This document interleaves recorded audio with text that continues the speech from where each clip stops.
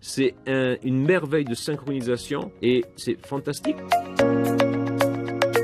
Bonjour, c'est très joli de voir un nouveau-né, n'est-ce pas? Et vous voyez, il est tout petit, tout mignon, il a un petit nez, il a des petites mains, des petits pieds. En fait, il a même un petit fémur, un petit intestin, un petit cœur, un petit estomac. Tout est petit et tout est là, n'est-ce pas? À peine il sourit, il n'y a pas de dents. Donc, on s'est jamais posé des questions. Comment les dents se forment? Comment ça se fait qu'on a les bonnes dents au bon endroit? Comment ça se fait qu'on a deux types de dents? C'est les dents de lait et les dents définitives.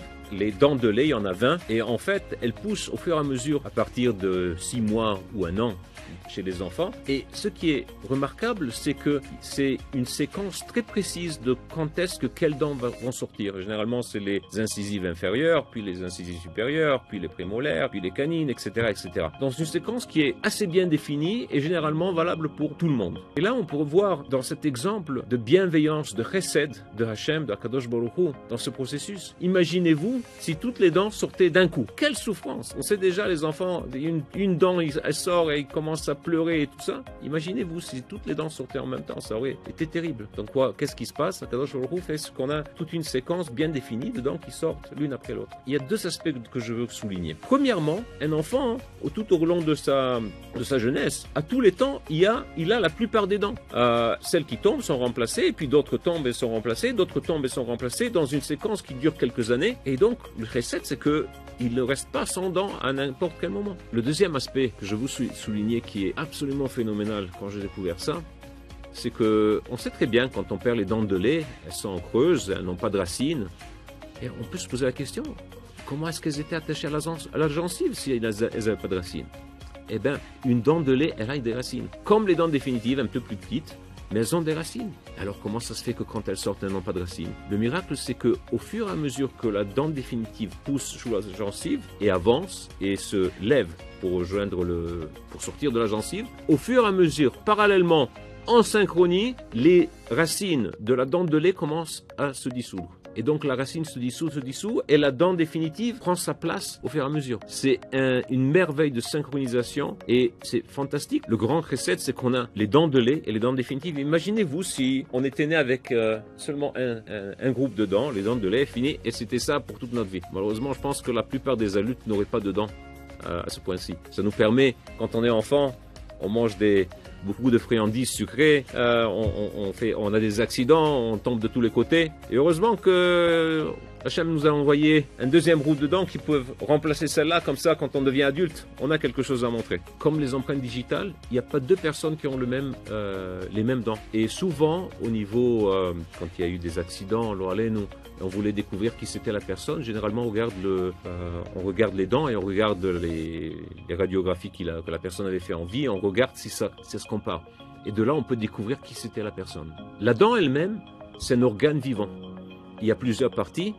La partie qu'on voit à l'extérieur, le blanc, c'est l'émail, et c'est le matériau le plus dur du corps humain, plus dur que les os. Par contre, à différence des os et de la plupart des matériaux du corps humain, c'est le seul matériau qui ne se répare pas tout seul. Un os, quand il se casse, parfois il se répare tout seul. La peau, quand on se coupe, elle va se réparer toute seule. Mais une dent, quand elle casse, il n'y a plus de réparation.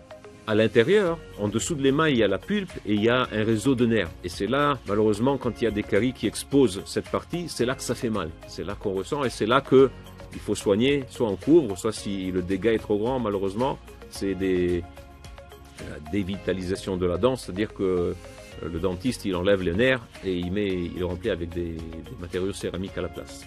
Les racines sont bien ancrées dans la gencive. Et ce qui est fascinant, c'est une connexion très forte, mais en même temps élastique.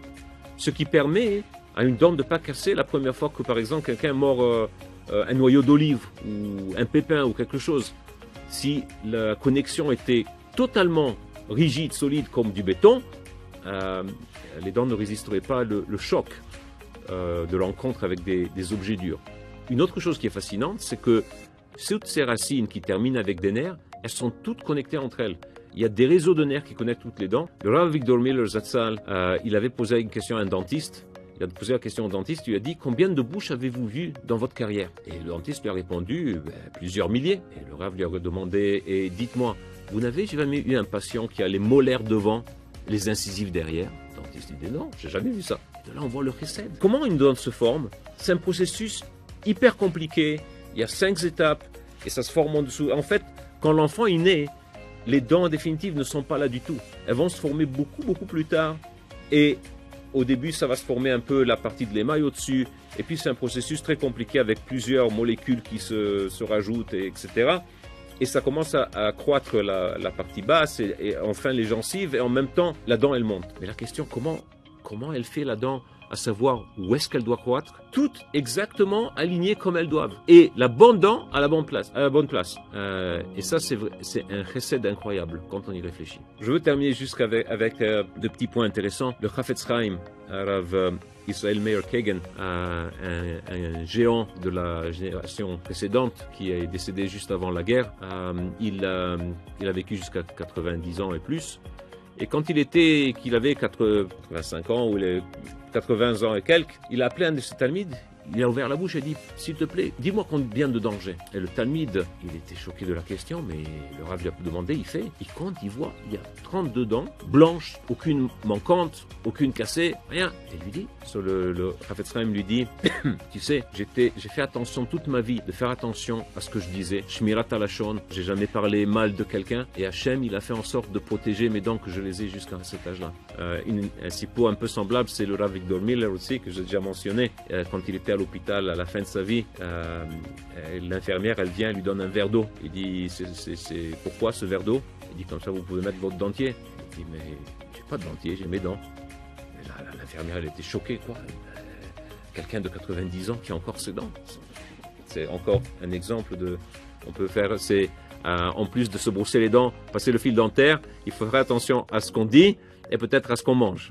La Gemara dans Masechet Ketubot, elle parle et dit que c'est mieux de sourire à quelqu'un, de montrer le blanc des dents plutôt que de lui offrir du lait. Donc les dents, c'est pas seulement un aspect fonctionnel pour manger, pour parler. La parole est quand quelqu'un manque des dents, c'est difficile même d'exprimer les mots. C'est aussi, et c'est très important, de pouvoir sourire à quelqu'un. Donc vous pouvez donner beaucoup d'inspiration à quelqu'un. J'ai entendu plusieurs histoires de gens qui étaient déprimés. Quelqu'un a souri et cette personne, elle a décidé par exemple, pas de se suicider ce jour-là ou elle a fait teshuva parce que quelqu'un lui a souri. Donc, prenons cette leçon et sourions à tout le monde à plein dents.